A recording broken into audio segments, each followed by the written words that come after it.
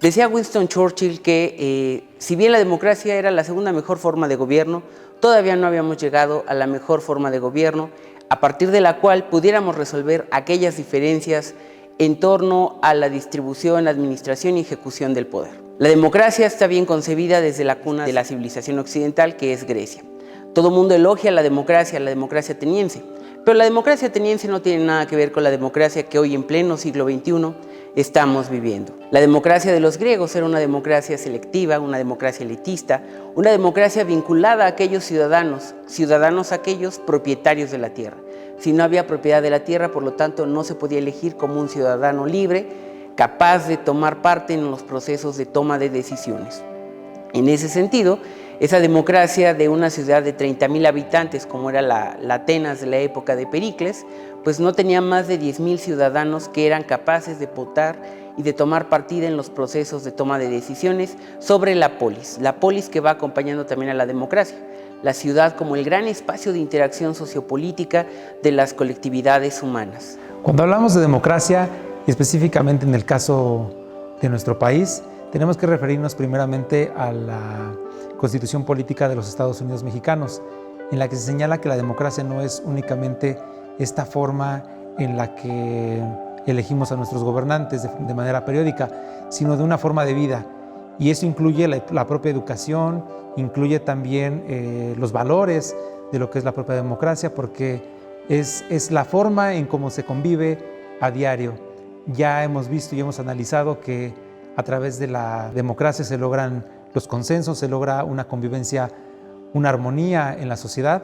pero algo que es muy importante señalar es que la democracia se ha ido construyendo y en el caso mexicano se ha ido fortaleciendo de una manera paulatina y tal vez no de la misma manera como en otros países. En principio yo vincularía la democracia mexicana al surgimiento del Estado moderno.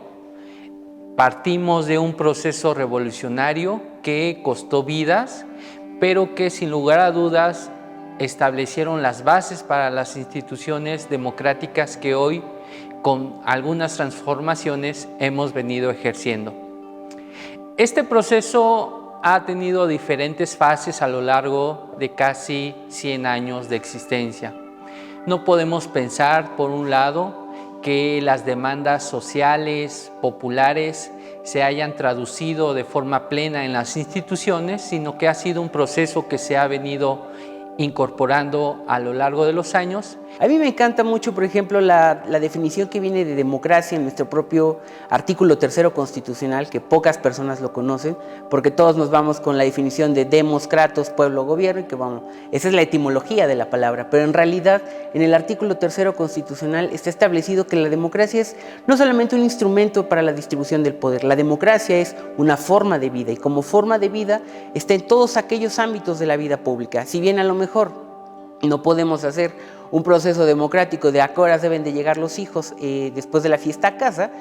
lo cierto es que ese proceso de democratización sí está en los espacios laborales, educativos, en los espacios que no solamente tienen que ver con la lógica de elecciones o procesos electorales. La democracia es entendida como ese proceso de toma de decisiones en donde todas las personas pueden participar, tienen igualdad en cuanto a la opinión, tienen igualdad en cuanto a la libertad de expresión, tanto oral como escrita, de asociación, e incluso también otra cosa que es fundamental que las derechas en México y América Latina han mal vendido, que en la democracia no debe haber conflicto y disenso. Por el contrario, la democracia también es disenso, la democracia también es conflicto, la democracia también es tener grandes momentos de tensión o de ruptura, porque justo ahí es donde están los grandes debates y las grandes confrontaciones del poder y de las ideas que están transformando a una sociedad contemporánea como lo es la sociedad mexicana. Momentos muy importantes en la consolidación de la democracia mexicana es sin duda los años 60, los años 70, en los que los movimientos sociales exigían y la propia población que estaba en una edad de juventud exigía entender el momento y exigía abrir los espacios y los canales institucionales para su propia participación. Es muy importante entender que estos movimientos no fueron únicamente en México, sino que también fueron alrededor del mundo buscando la apertura a la democracia, la apertura a las nuevas voces, la apertura a estos jóvenes y a estas expresiones que debían de ser entendidas. En el caso mexicano no fue algo fortuito. ni fue algo, espontáneo que apareció de la nada, las reformas de los años 70 que fueron encabezadas por Jesús Reyes Heroles. Es muy importante entender que estas reformas no fueron porque el PRI las quisiera hacer en su momento o porque el PRI entendiera muy bien el momento y la situación, sino fueron exigencias sociales, fueron golpeteos, causaron desastres, hubo muertes. Es un momento histórico muy difícil de entender, pero que detonó este cambio institucional, este cambio democrático, y que bueno, a partir de ahí empezaron a generarse diversas relaciones entre el poder y quienes eran también actores que a lo mejor no eran poder, pero que también querían jugar un papel importante dentro de las voces que se escucharan para la construcción de México, para la construcción de un país hacia el futuro. La democracia no es una institución que esté plenamente acabada, es decir, siempre va a ser imperfecta. Por ello es necesario discutir, replantearnos qué posibilidades hay de que pueda ser perfectible. En este sentido, en la década de los 90 se dieron una serie de reformas que precisamente apuntaban a esa dirección, apuntaban a qué demandas y qué mecanismos eran necesarios incorporar al andamiaje institucional para ampliar la participación de mayores sectores, o bien de incorporar aquellos sujetos colectivos que estaban alejados de la vida democrática en nuestro país. Es importante destacar que las reformas que se dieron en la década de los 90 del siglo pasado y en la primera década del siglo actual han contribuido de manera significativa a brindar autonomía e imparcialidad a las instituciones electorales de nuestro país. Pensemos en aquellas cuestiones que tienen que ver con el financiamiento a los partidos políticos, a la distribución de los tiempos en medios como televisión y radio para poder que los partidos tengan visibilidad frente al electorado, o también aquellas que tienen que ver con el cambio propiamente de los consejeros al interior del Instituto Nacional Electoral. Ha sido un camino largo donde las instituciones han tenido que modificarse y buena parte de estas transformaciones, de estos cambios dependen a la participación que tiene la ciudadanía en México. Encontramos que en el caso mexicano, por ejemplo, momentos muy claros en los que la democracia empieza a tener una apertura, empieza a tener una mayor aceptación, pero no solamente una aceptación, sino también la construcción de instituciones para el fortalecimiento de la misma. Recordaremos, por ejemplo, a Timothy Snyder, un historiador que nos señala que parte importante de las democracias frente a las tiranías es precisamente la defensa de las instituciones. Y en ese sentido es muy importante entender que hay instituciones en el caso mexicano, por ejemplo, puede ser lo que hoy conocemos como el Instituto Nacional Electoral, como también los organismos públicos electorales locales, que son y han sido la base de una democracia procedimental, administrativa. Sin embargo, como ya recordamos y como señala la Constitución, no debe de ser solamente eso, sino que debe de ser también la formación de valores cívicos, la formación también de la participación política desde un espectro todavía más amplio. Sobre todo porque sabemos y recordamos que en los propios planes de estudio de las primarias, de las secundarias, se empezaba a hacer la formación desde ahí. Sin embargo, es más un procedimiento que asociarlo a nuestra propia vida, la forma en cómo se desarrolla la democracia. A partir del siglo XIX, con los grandes procesos de industrialización y de alfabetización masiva, la gente fue tomando conciencia de la importancia de poder emitir el voto, la importancia de poder tener partida en los procesos de toma de decisiones. Y a partir de ese momento es cuando podríamos hablar de una gran oleada democrática alrededor del planeta, enfocada en abrir nuevos espacios para la toma de decisiones, en el reconocimiento de la ciudadanía. Por un lado, una ciudadanía que es de corte civil y política, pero que está vinculada a alcanzar una mayoría de edad. También en este sentido sigue siendo una democracia imperfecta porque está orientada exclusivamente a un mundo dominado por hombres, hombres libres, hombres educados, jefes de familia, que son quienes están dentro de los padrones electorales y son quienes pueden votar y ser votados. Las mujeres van a estar excluidas de este proceso hasta prácticamente inicios del siglo XX, cuando países como la propia Inglaterra, Nueva Zelanda o México hasta la década de 1950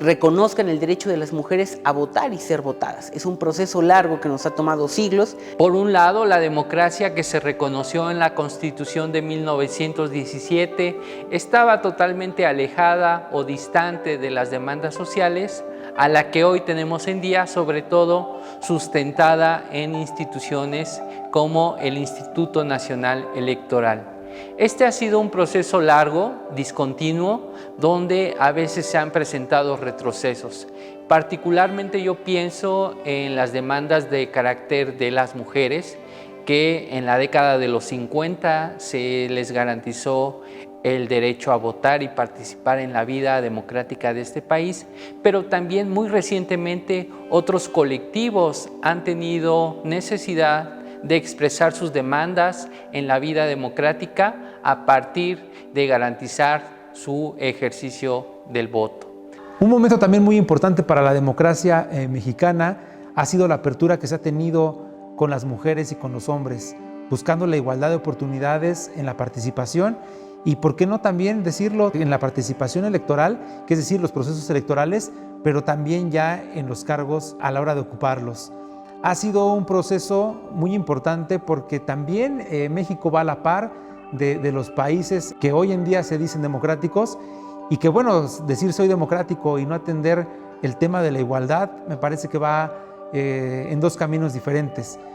Ser democrático tiene que ir de la mano también del tema de la igualdad, de la participación de hombres, de mujeres, no solamente en el número de candidaturas, diría yo. Me parece que también debe de ir un poco más allá, en las condiciones mismas de la competencia electoral, en las condiciones mismas de la ocupación de los cargos y sobre todo, más allá de todo esto del procedimiento electoral, a una forma, como ya decíamos, de vida, una forma donde nos veamos en condiciones muy similares, en condiciones de derechos, en temas de igualdad, en el que mujeres y hombres podamos sumar nuestro granito de arena para consolidar la democracia mexicana. En estos momentos la democracia también está siendo más amenazada y está siendo amenazada desde el interior. Por ejemplo, lo que sucedió con la destitución de la presidenta Dilma Rousseff o el encierro contra el expresidente Lula da Silva, ¿no? Ahí hay un proceso pedagógico bastante violento y ambicioso de las derechas contemporáneas cuando mencionan, por ejemplo, el encerrar a Lula es decirte, si lo pudimos encerrar a él, te podemos encerrar a ti. Si pudimos destituir a Dilma, te podemos destituir a ti. Es un gran proceso pedagógico de retroceso en el cual la derecha organizada manda a decir a los sectores populares que no hay capacidad de transformación y que si la hay un castigo y hay una consecuencia muy permisible en ese sentido, ¿no? En este sentido, también tendríamos que vincular que la vida democrática en nuestro país puede sufrir ciertos retrocesos y es importante que lo tengamos muy en mente, sobre todo cuando se empiezan a identificar violaciones a los derechos humanos, es decir, violaciones a los derechos civiles y políticos, lo cual puede significar un grave riesgo para los logros que hemos alcanzado hasta este momento. Por ello, la ciudadanía debe estar muy consciente de que se le garantice el derecho a participar, su derecho a la libertad de expresión, su derecho a poder manifestarse en cualquier sentido y no por ello ser violentado o callado. En este sentido, es que por eso yo digo que la democracia no es una categoría totalmente acabada. La vida democrática representa riesgos y significados que día con día se deben de ir construyendo. La participación ciudadana debe de sumar a que las instituciones políticas se vayan engrosando, que los procesos electorales cuenten plenamente con la participación ciudadana para otorgarles mayor legitimidad. Ninguna democracia se salva de retrocesos institucionales, coyunturales o de cualquier otra índole que puedan poner en riesgo su continuidad. Es muy importante entender, ya decíamos lo que dice este personaje, Timothy Snyder, que la democracia se tiene que defender, que las instituciones se tienen que defender, que es un procedimiento que no se tiene que hacer detrás de una pantalla, que sí es muy importante, digamos, el tránsito de la democracia física, de la democracia de hecho, ¿no? Que se ve en las calles, que se ve en los procedimientos y que muchas veces pensamos que migrarlo a la parte virtual puede ser un beneficio. Sin embargo, hay que considerar muy importante que la política como tal es una acción humana, es una acción corpórea y sobre todo que es una acción que debemos de realizar mujeres y hombres en pro del beneficio de la ciudadanía, de la comunidad y sobre todo de la convivencia diaria que realizamos las personas en este ambiente de participación. Por ello es importante que la ciudadanía se involucre en los diferentes procesos electorales, ya sea a nivel municipal, estatal o federal, y de esta manera ir también contribuyendo a que la vida democrática en el país tome un sentido sustantivo y no solamente procedimental. Debemos abocarnos como ciudadanía a constituir democracias sustantivas, es decir, aquellas que incorporan valores y un sentido ético-político a la democracia y a la política. Debemos considerar también que los canales institucionales deban respetarse como los principales medios para dirimir las diferencias. Ya se había apuntado que la democracia no solamente es el consenso, sino también las diferencias frente a los otros. Por ello, en ese sentido, debemos de abocar y contar un espacio de pluralidad y sobre todo de respeto a la diferencia y a la oposición. Finalmente ese es el futuro de la democracia, el futuro que está un poco en el vilo o una moneda al aire. Volveremos a tener una gran crispación, una gran movilización social, volveremos a ver a lo mejor el retorno incluso hasta del Estado, porque en este momento es lo que se discute. Hay ciertos riesgos colectivos que en estos momentos, en el marco de una vida democrática, se está cuestionando cuál es el papel del Estado en materia de salud, cuánto tiene que tener el Estado de incidencia en materia de la seguridad social, qué tanto es el concepto de salud pública verdaderamente pública, qué tanto hemos construido estos dispositivos